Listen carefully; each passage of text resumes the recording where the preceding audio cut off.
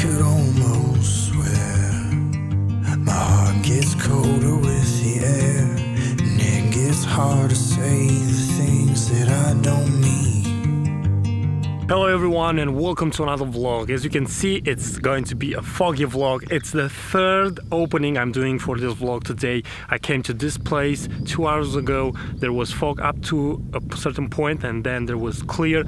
I move on, I went to another place, again the same story, and then when I was returning to the town I saw that the fog was really going up and I decided to come back again to the forest, and as you can see it's really foggy. So again, I feel obliged to remind you that two very important qualities of a landscape photographer are patience and persistence, and you have to accept that failure is going to be a big part of what you are doing, and you're going to learn more from your failures than from your wins. So let's prepare the gear and let's go and try to photograph as much as possible, because I suspect that the fog, it's not here to stay. Even though it's the beginning of spring, it's pretty cold. As you can see, I'm dressed pretty thick, and I also have gloves with me. I have a hat, and this is something that I'm always prepared for, no matter the season. I'm starting to photograph this landscape with a 50mm lens, and that is because you saw many vlogs of me photographing in foggy forests using all sorts of lens, but the 50mm. So I think it's time to do another 50mm challenge. I can almost see when I'm looking back at me, the point at which I felt my faith break free. As I shook beneath my bones. Again, I will try to use the open aperture of the 50mm lens.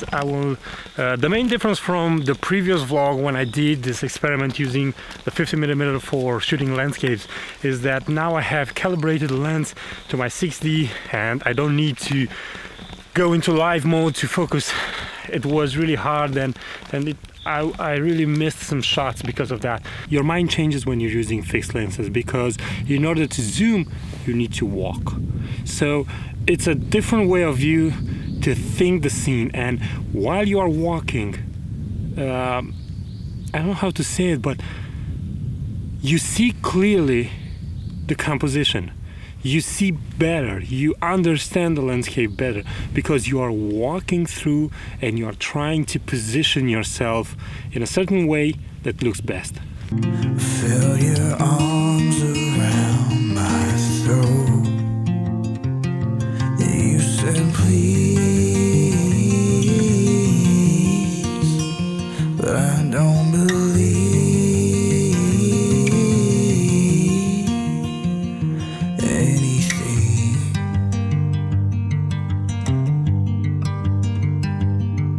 What is so nice about the 50mm lens is that you have the opportunity of this really wide aperture, and you can create some interesting images where the subject is perfectly separated from the rest of the image. So this, I think, presents some interesting opportunities. And as I said before, as a landscape photographer, you often think that you need to have everything in focus. You need the biggest depth of field as possible, but sometimes, and I don't mean that all the times, but sometimes it looks damn interesting to have a subject separated and you have a nice bokeh as you may do in portraits.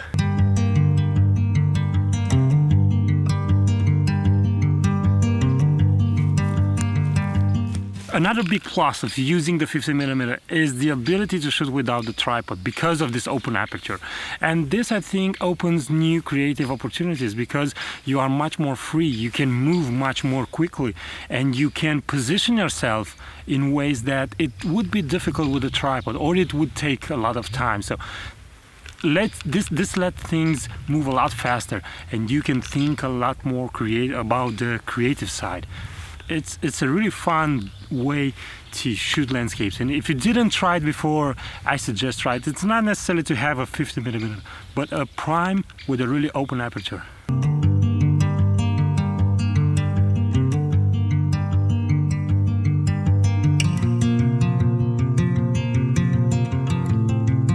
This tree over here has a really interesting shape.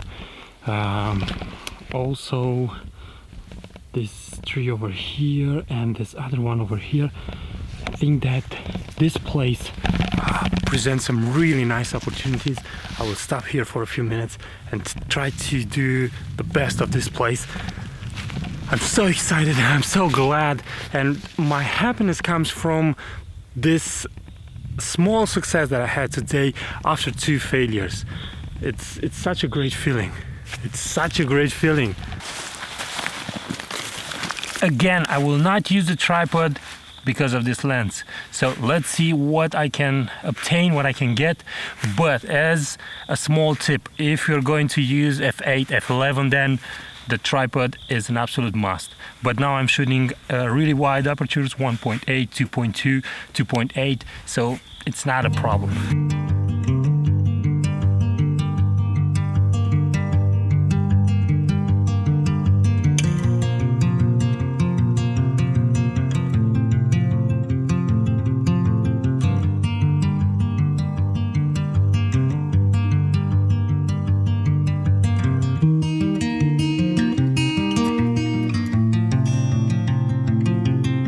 When you're shooting wide open, let's say 1.6 with this lens, it has a natural vignetting, and sometimes this can look bad, but sometimes looks interesting.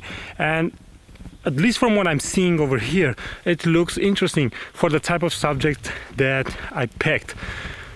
I'll have to wait until I reach home and open these photos on a computer to see and to decide if this really helped me or not. But right now I'm having a lot of fun with this lens, and again I truly recommend you to try it. It's like having a revelation, and one of the reasons for that, I think it's because the lens now it's calibrated. The other time it was a really pain in the butt, but right now it's calibrated. So right now, as you can see, the tripod, it's only to hold the camera. I've used it, but not that often. So let's take the backpack.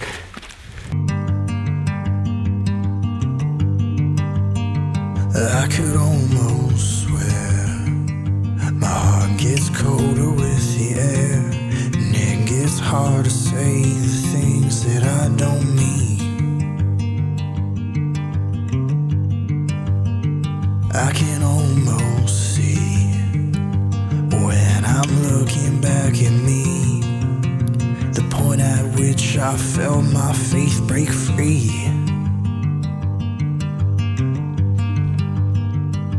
As I shook beneath my bones, I felt your arms around my throat. You said please, but I don't believe. The fog is starting to clear, and this also means that it's the end of my foggy vlog. So thanks for watching. Don't forget patience and persistence. Don't forget to keep on photographing, because it's the only way that you can get better. And also, if you're new here, please consider subscribing to this YouTube channel, sharing my videos, and maybe leave a comment. Thanks for watching, and bye bye.